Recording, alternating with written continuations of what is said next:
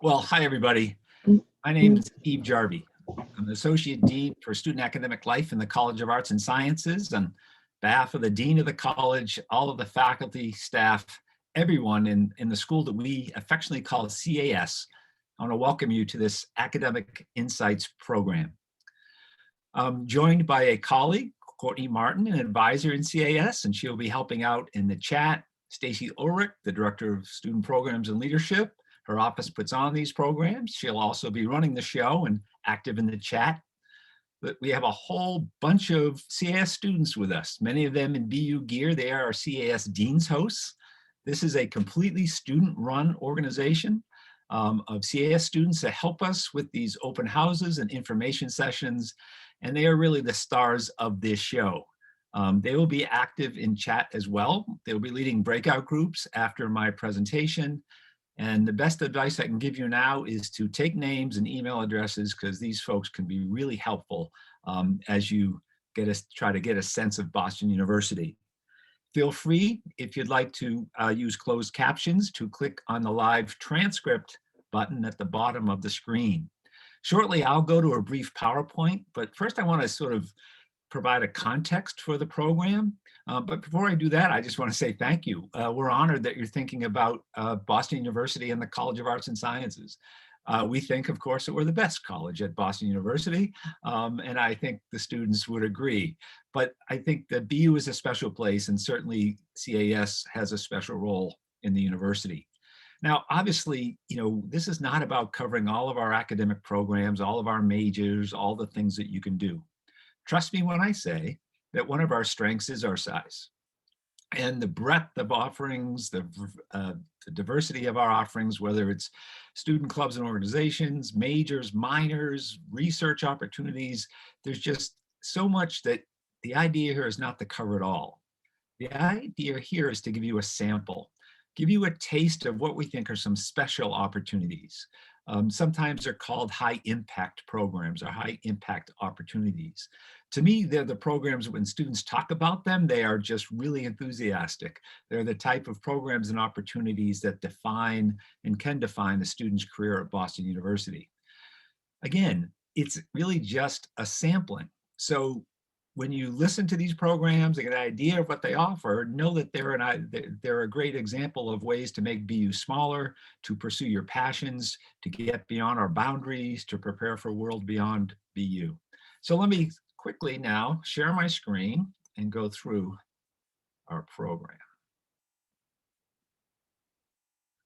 And by the way, I know you're joining us from all over the world. This is a shot of our beautiful campus. I'm not there today. I'm actually in a town called West Dennis, which is on Cape Cod. It's about 80 miles southeast of Boston. And if you come to BU, be sure to make a trip to Cape Cod. I also know that many of you are probably in a different time zone, and I appreciate you making the time to join us. So the first program I want to talk about is often called it's often called or referred to as a college within the university. The core program, as this slide says, is a learning community that's at the heart of the College of Arts and Sciences. Let me say first off that is open to all students. I can't stress enough, any major can participate in the core. Now, the details of the core you can find online, the application process you can find online. So I'm going to trust you to do sort of the searching to get the details, but I'm going to give you the overview. It's open to all students. It's a collection of courses that fit with your general education requirements. You can take 1, 2, or all 8 courses. If you take 6 of those courses, you become a core minor. Most importantly, the core is a learning community. It's a group of like-minded students that work very closely with a select group of faculty through these courses. Core classes are actually seminars, 16 student maximum. Think about that for a minute. As a first-year student, you're taking a course with only 16 students. Here are the courses that make up the core curriculum. As the names imply, they are interdisciplinary. So many aspects of the liberal arts come together to deliver these courses. And the faculty are drawn from our departments across the college, and the humanities, such as English and philosophy and languages, from the social sciences, such as political science and sociology and psychology, and certainly from math, computer science, and the natural sciences, physics, biology, chemistry. So a select group of faculty deliver the core curriculum through these courses. And as I mentioned, it's the small active learning seminars that make core special, in my opinion.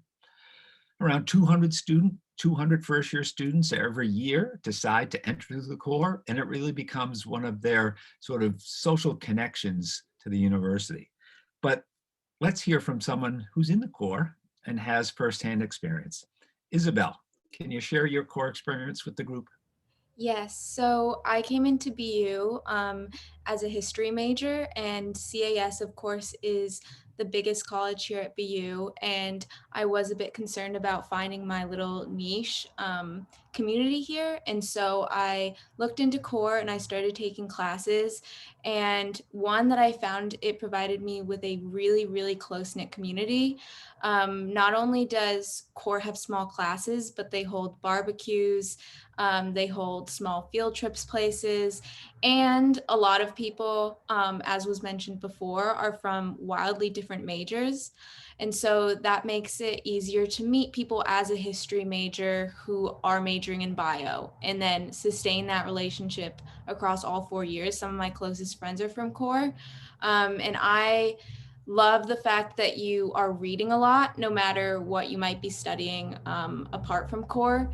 And also, just getting to know teachers in a new way, taking multiple classes with the same professor. I became a CPT, which is a core peer tutor. And so I work actually with core 111, the first natural science core. And as a history major, it's kind of crazy that I am a teaching fellow for a science course, but I am incredibly close with the two professors, Professor Stevens, especially, who not only has helped write letters of recommendation for me, but I can always go to her as a bio professor, as someone who's majoring in history. And I just constantly go back to so many people I've met in core.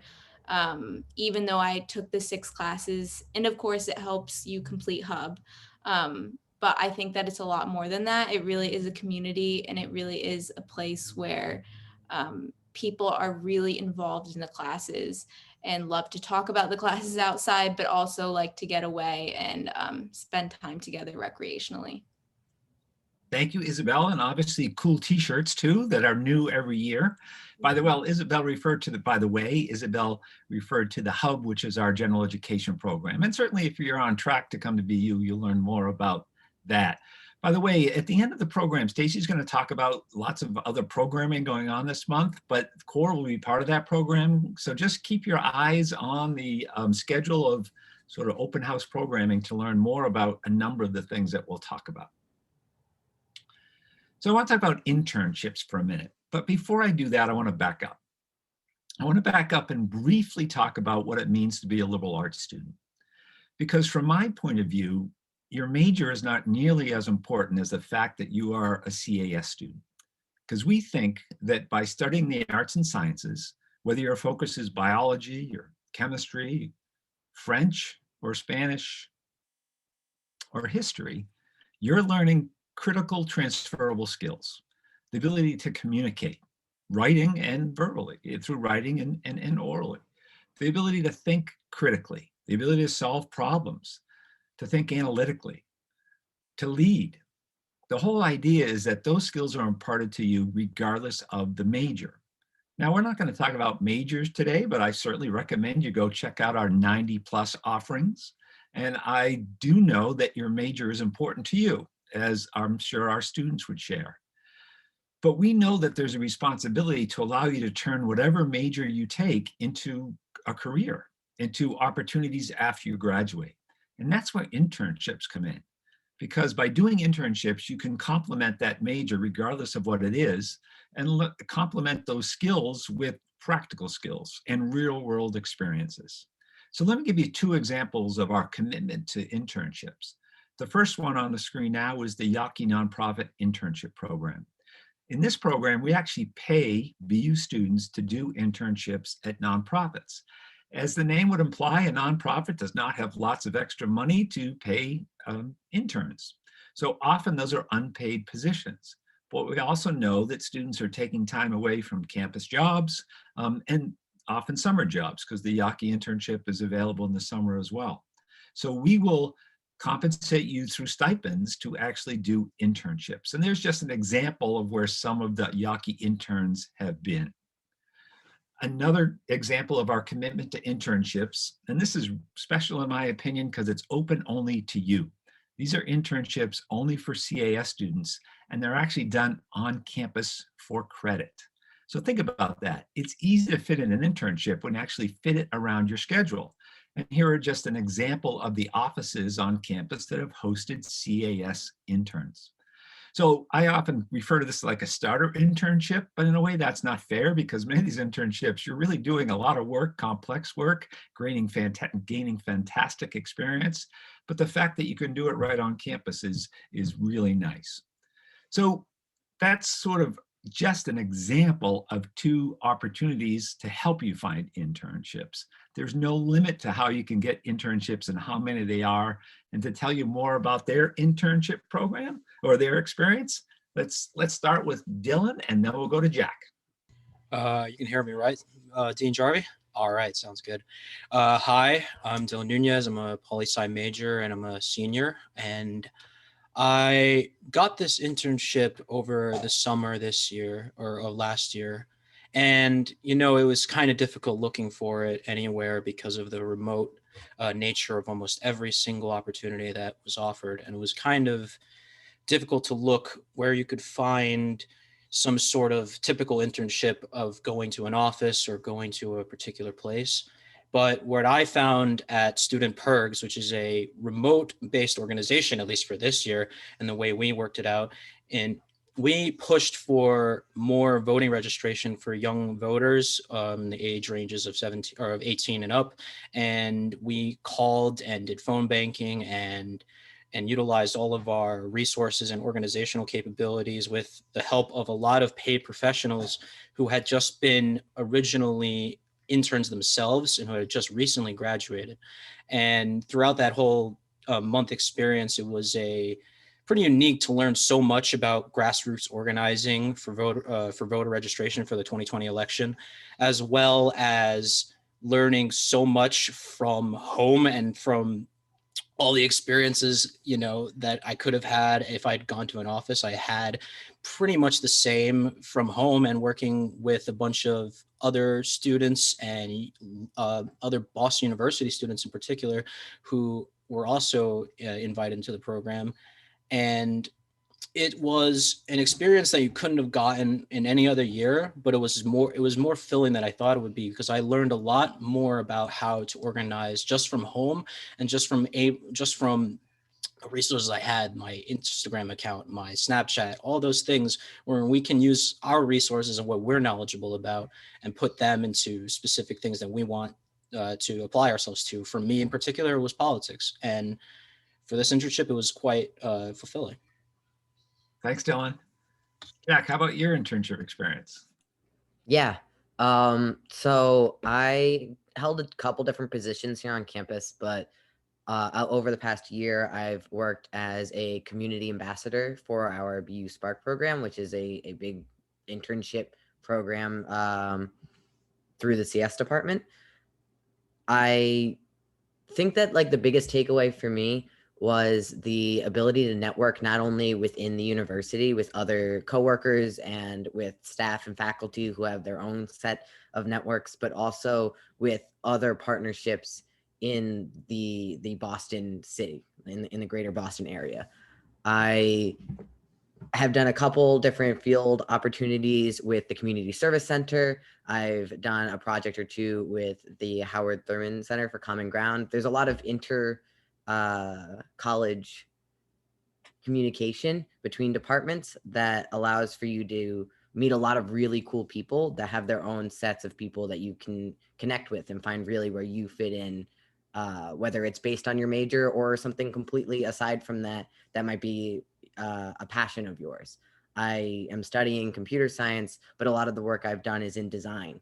So reaching out to other people and having those connections, I think, is something that's really unique to the opportunities here at BU. Thank you, Jack, and thank you, Dylan. So I'm sure you've heard of Boston University being referred to as a research university. Technically, we're a research level 1 university. I want to talk a moment about what that means. And I think it boils down really most succinctly to this. Our faculty are expected to create the knowledge today that will be taught tomorrow. They're expected to be at the cutting edge of their disciplines, literally creating knowledge, writing textbooks, doing the experiments that will define their discipline moving forward. That's what a research institution does. It's very much our sort of identity. And the key, in my opinion, about Boston University is that there's a really strong link between that identity and that research and undergraduates, even first and second year students. In other words, you can get involved in this research. It can be part of your career here. Now, not everyone will do research, and that's fine. You can make those choices. But I think the whole idea of coming to a place like Boston University would be negated if you at least didn't consider the ways that you could get involved in research. So let's hear about a couple of research stories, and then I'll come back and talk more about the opportunities in the College of Arts and Sciences. Heather, why don't you go first, and then we'll follow up with Tyler. Yeah. So hi, I have done research both at Boston University and at Massachusetts General Hospital. At Boston University, I work in an Alzheimer's research lab, and I started working there the spring semester of my sophomore year. And I was able to get in there just by reaching out to faculty who had really interesting research to me and just sending a lot of emails until someone got back to me, and it ended up being a great match. And my mentor has been very helpful in helping me figure out what I want to do after BU and just teaching me different techniques, how to be a part of a larger group when working on projects, and has even helped me develop my own project, which I was able to work on over the summer at BU. So through the Alzheimer's lab, I've learned a lot of different wet lab techniques, as well as animal research and husbandry, which I wouldn't have been able to do otherwise. And at Mass Gen, I found that actually through Facebook. So you're able to find research opportunities wherever you look. And there I've been doing more epidemiological research, working on or with women who have substance use disorders and are pregnant. And that's been such an amazing experience as well, one that I wouldn't have learned a lot about through my courses, which I'm very grateful for. And that's also helped me learn some different programs and just make other connections in the city of Boston that I've been very grateful for. Thank you. Tyler. Yeah, so I took a little bit of a different route than Heather. So I didn't get involved in research until my junior year, which was last year for me. And the way I got involved was actually through departmental emails. So I'm in the Earth and Environment department. I study environmental analysis and policy. And the way I got involved was the department head was sending out, sorry, Dylan's, so you like politics made me laugh. The department head sent out emails looking for research assistants for a NASA-funded project that that one professor was leading. So I was fortunate enough to reach out to a research fellow whom I worked with at a previous internship and got involved there. And what we do is basically we analyze satellite data and use remote sensing to try to measure land use change and land use, just land usage over the past 20 years and how humans have impacted that.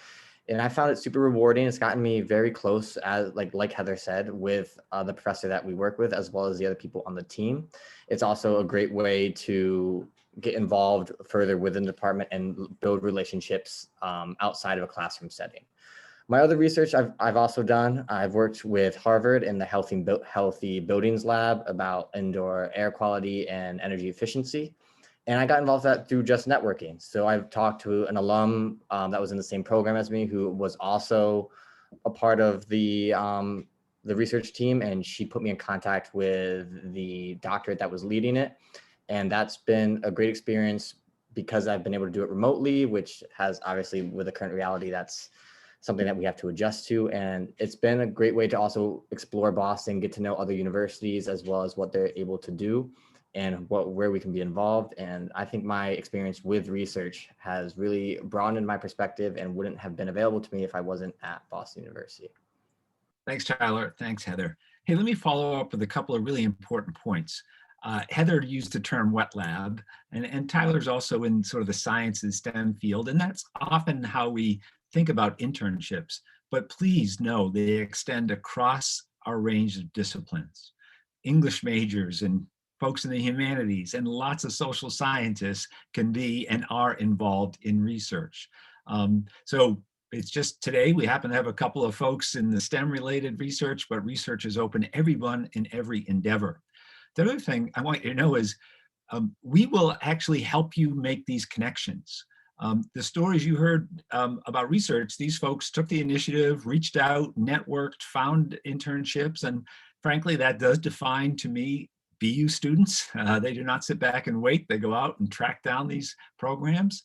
But we know that this can be daunting as well. So we have something called the Undergraduate Research Opportunities Program, which actually matches students with research opportunities. And you can also get compensated.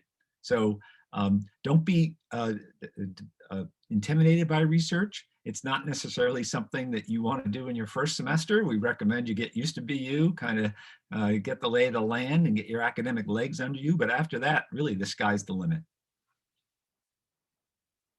Now, again, a common theme of the last two slides, the interns and the researchers, was that they had distinct challenges with COVID-19. And that, I think, meant taking the initiative even more importantly. We've had a break from study abroad, but folks, we are coming back. And I hope that you will all consider a study abroad experience. BU is truly an international university. Close to 25% of your incoming class in CAS will be international students. I know there are international students joining us now, and I don't travel far, but I love the fact that the world comes to me every year through each incoming class. But a way for you to get out and beyond the borders of BU is through study abroad. Again, not everyone will do it, but I would want everyone to at least consider it. I don't want anyone to graduate and say, I wish I had. I can tell you that in my close to 30 years of advising, no one has said to me, I wish I didn't. What I hear is, I wish I had done it sooner, or I wish I'd done it more often. So with that, I'd like Kylie to share her study abroad experience. Hi, so I studied abroad as a sophomore. I went in the fall. I was part of the Madrid, Spain science program. That was actually one of the main reasons why I chose BU. I had always known I wanted to go abroad, and as a pre-med and biology student, it's really hard to fit everything into your schedule. And BU offered this program that incorporates the curriculum you need to take in order to stay on track and go abroad. It was definitely my favorite semester so far. I love Boston, but it was just, I had such a great time, and I got to meet a lot of new people that I wouldn't have met otherwise. The science program is also incorporated with the Spanish program. So there were different kids from different colleges and different majors, which was awesome. And we also had a couple kids from Northwestern come with us as well. And so I got to meet them. But the abroad experience is something that like you're not going to get any other time in your life. I got to stay with a host family, and it was just like the best experience. I played a game with my host sister. She wanted to practice her English, and I really needed to practice my Spanish. I knew no Spanish going in. And so I was only allowed to talk to her in Spanish, and she would only talk to me in English. So we both improved over the semester. But I made great friends, and we went on a bunch of different trips. Traveling was super easy over the weekends. Europe is just like, it's very different, and it was one of the best experiences. If it fits, you should definitely go. People always ask me like, oh, did it like actually change your life? And I'm like, yes, kind of. But the experience itself, you get really close with your professors. The classes are very small compared to normal BU programs. So my science classes, I took organic chemistry and cell bio there, and I think there was less than 30 kids in each class. But overall, it just like, it was a new experience that I know if I didn't go, I wouldn't have gotten. And I got to go with some of my best friends and we had a great time. So if you guys have any questions about study abroad and like if it'll fit in your schedule, make sure you just like think about it early, and after COVID, hopefully it'll all be back and a great experience for everyone to go. Thank you, Kylie. And Kylie was in a program, and BU we have our own programs across the globe where you're actually taking BU courses with BU faculty. You're not transferring in the courses, you're actually taking BU courses. So it really is a seamless process, and it's something BU does really well. So in just a moment, I'm going to have Stacy come back and talk about what else is going on this month and also to get you into your groups. But with this picture of campus again on the slide, I just want to say that we're on track to be all together again in the fall in Boston on Commonwealth Avenue, and I can't wait for that to happen. Until then, please take note of my name. And look me up, my email address is sjarvie@bu.edu, and if I can help you at all with this process personally, I'm happy to do so. But I will say again, on behalf of the dean, the faculty, the staff, and the students in CAS, we're thrilled that you're thinking of us. We hope these programs and today helps you with your decision-making. As I said, make note of the dean's hosts. They can be very helpful. Stacy, take it away and let me know when you want me to stop sharing. All right, thank you so much, Dean Jarvie. Thanks for your great questions in the chat. Thanks, Dean's hosts. You're awesome as usual. So we just have a list of all of our upcoming programs. In just an hour and a half, we're doing one for your parents. So if you have families that want to tune in and ask questions and all that, please let them know. We have a first year experience on Tuesday, pre-health info session, pre-law, a couple of student meet and greets coming up. These are a great way to just talk to other students. I know a lot of people are asking about coming to campus. This is a good kind of replacement for that or addendum to that so that you can talk to our students without faculty and staff in this space. And then if you want to learn more specifically about majors and minors, all of our academic departments will be available at our 4 academic expos. One just for math, computer science, and natural sciences like physics, chemistry, biology, and then another one for humanities and social sciences. So that's like psychology, sociology, English, etc. And you can go to as many rooms as you want and talk to faculty and staff from those majors. So to sign up for all of those programs, you can go to the MyBU portal, or I'm popping our direct link in the chat. You can also find all of our student dean's hosts on that link. So you can reach out to the dean's hosts here today via email or Instagram, or we have about 50 others that aren't here today that you'll find on there. And then 2 of our dean's hosts today have already done some Instagram takeovers, and we're doing more for the rest of the month. So please do follow us. Another great way to kind of see campus through their eyes and ask them direct questions. So you can go ahead and unshare, Steve. And what we're going to do now is go into breakout groups. So this will be another great opportunity to talk to student leaders directly, ask them questions, but I think almost more importantly, to meet other admitted students. I imagine you want to know, like, who else would be coming into class with me? So you want to get to know who those students are. So if you can, we strongly encourage you to turn on your screen so that you can see each other. Dean's host will do some great intros, and then kind of just see what questions you have. If you don't have any questions, they're just going to open it up to conversation. So we do hope that you're open to being a little bit interactive and talking to each other. So I'm going to go ahead and open the rooms now. We'll conclude the presentation from there. So Dean's host, I'll give you like a 5-minute warning, but we'll shut it down at 5:45 Eastern in about 15 minutes. If you need more time, you can chat me and we can leave some rooms open. If you have specific academic questions, feel free to hang back. You don't have to join a room. We can answer those here. So thank you all. I'm opening rooms right now. You should be assigned. If not, just hang tight and I'll get you in there.